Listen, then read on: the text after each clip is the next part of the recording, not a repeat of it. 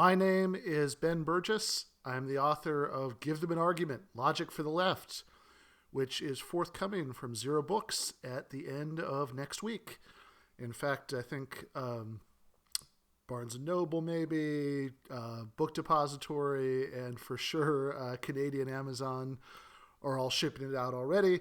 So I'm starting to see a few people post pictures of copies they bought on Twitter, which is always nice. But what I want to talk about today is not the book, although please do buy it, but about other projects going forward. But this isn't just going to be one of those little stub videos where I apologize for not making a real video and talk a bit about upcoming projects. What this is going to be is a few minutes on the subject of yesterday's Zer0 Books video, Social Democracy and Socialism, and some of my thoughts about that, how they might be similar to or different from what Doug said in that video. So please do watch that video if you haven't yet, although you don't need to understand this one. But, I think the two might be an interesting dialogue with each other. And then various other things related to that going forward. All right. So, socialism, as I've always understood the word, means the expansion of democracy from the political sphere to the economic through collective ownership and workers' control of the means of production. Now, social democracy sounds like a pretty good synonym for socialism as I just defined it. It's democracy in the socio-economic sphere. And in fact, historically, it was used that way. In the 19th century, Marx and Engels were part of efforts that called themselves social democratic. V.I. Lenin, Rosa Luxemburg, all these people, were parts of parties that called themselves social democrats. But after the Russian Revolution, there was a little bit of after the Russian Revolution, there was a very dramatic split between the capital C communist wing of the socialist movement and the socialists who continued to call themselves social democrats, although what's confusing about that is that for quite some time afterwards, a lot of those parties still did very much see socialism, as I defined it before, as their long-term goal. But at the very least, they were much more cautious about how to get there than the communist wing of the movement. And then after World War II, again, gradually, but, over the course of the 20th century, a lot of those parties moved further and further away from really having any radical anti-capitalist goals at all until what they were doing in the meantime, fighting for reforms, kind of became their whole teleology, their whole thing. All right, so social democracy, as I use the term, as I think most people use the term at this point, refers to not where the Social Democratic Party started and not where a lot of them ultimately ended up, which was just totally given into neoliberalism and imposing austerity, but where social democratic parties were in the late 20th century and where people like Bernie Sanders in the United States, Jeremy Corbyn in the UK, maybe Die Linke in Germany, where where forces like this want to return to, right? Is that kind of late 20th century social democracy. So when I say social democracy, as is I think pretty standard, I'm going to be using it in that sense.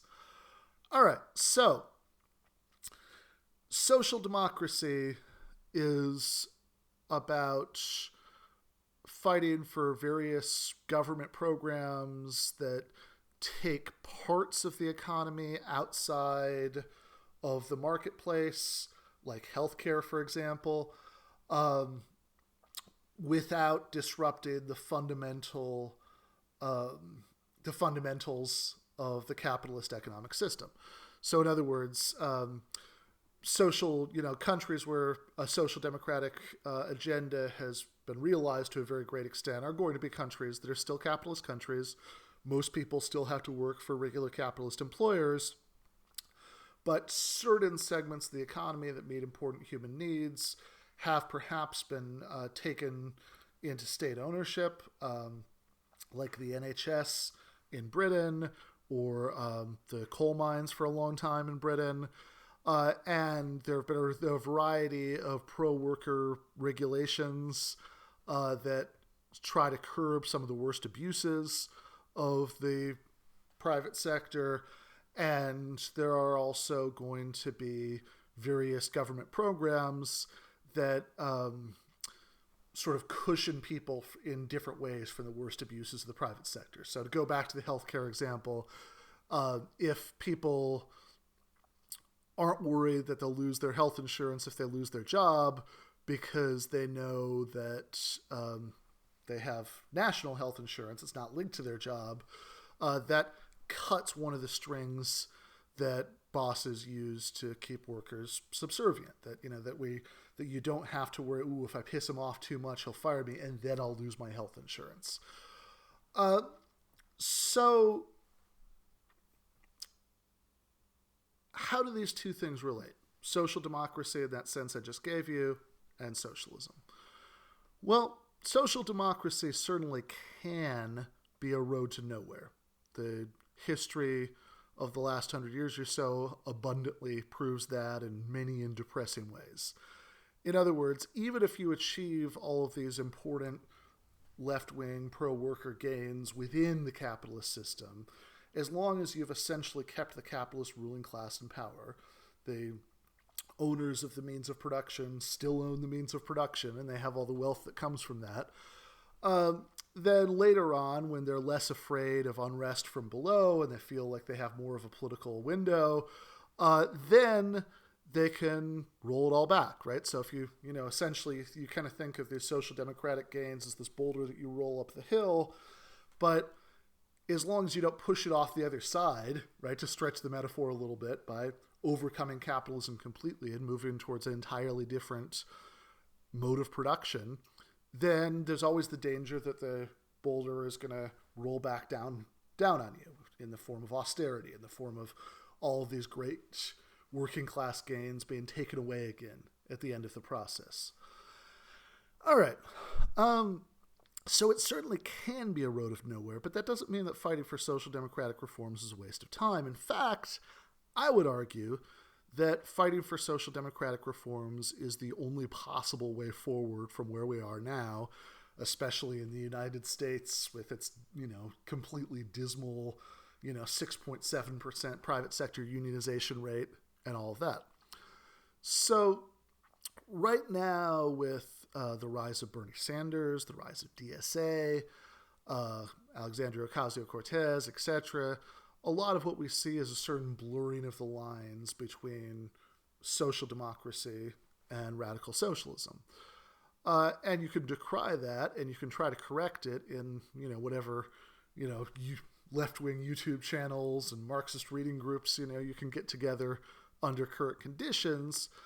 But in practice right now, given the political terrain in which we're fighting, if you're not fighting for social democracy, you're not really part of the fight at all. You're just standing on the sidelines, screaming ultra-left slogans, and it doesn't really do anybody any good.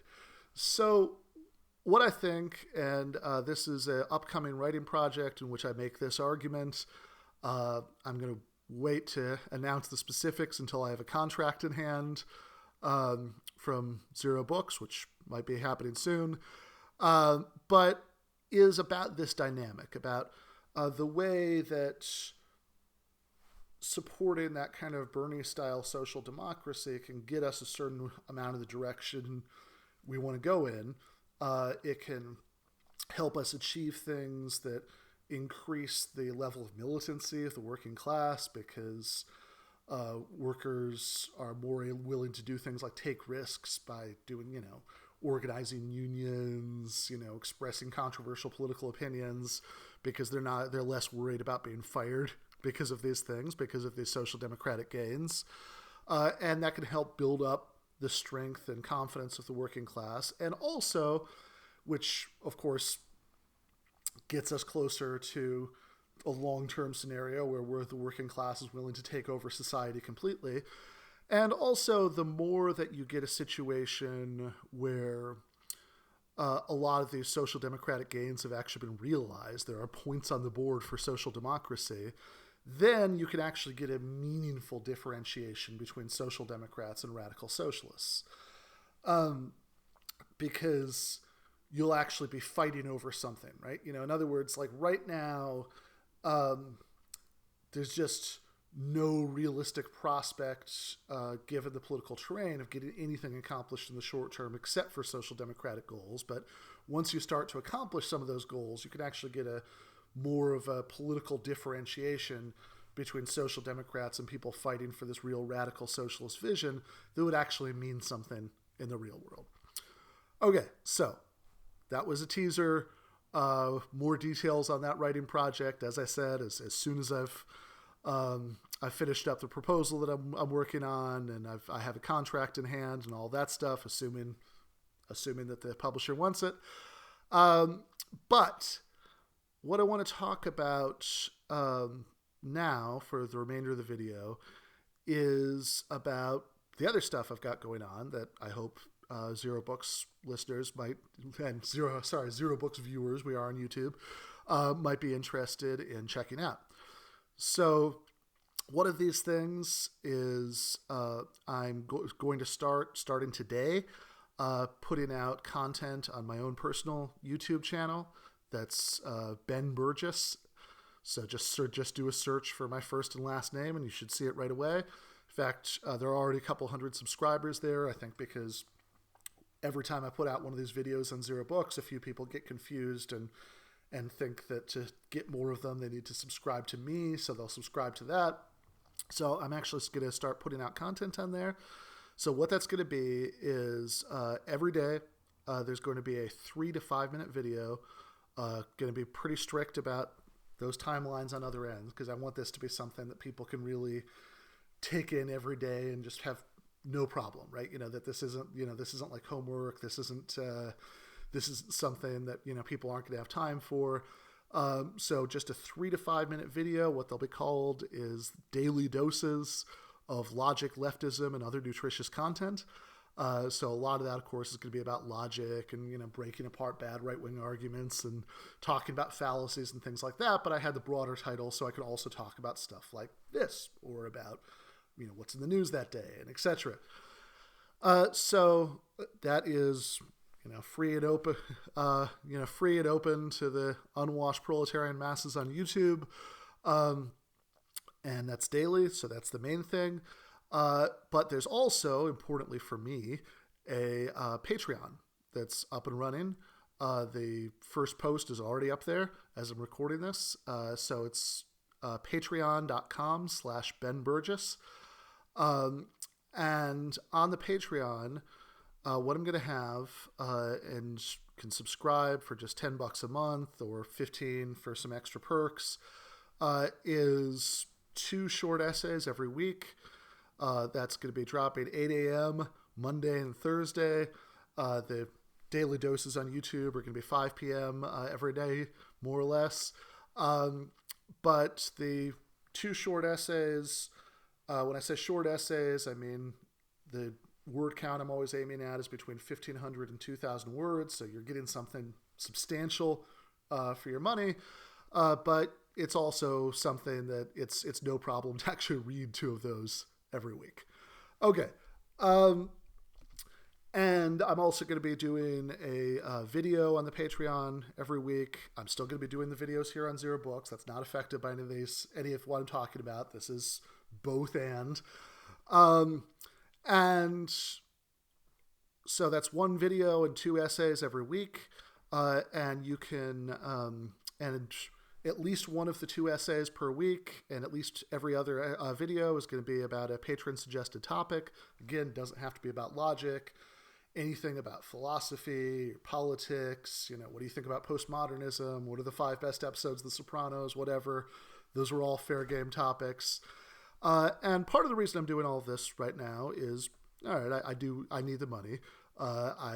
am just finishing up being an adjunct at Rutgers, and I do have another job coming up, but that involves a move. There are no moving expenses. Money's pretty tight this summer. But another element of it is that I really like doing this, and I want this to be a bigger part of what I do, and the Patreon helps let me do that. So I really hope that you decide that it's a good use of your $10 a month to do that. And even if you don't, I hope you subscribe to and enjoy the YouTube channel. All right, I will see you next week here on Zer0 Books, where I will be responding to Gene Epstein on why socialists don't just crowdfund workers' cooperatives instead of trying to use the iron hand of the state to bring about workers' control.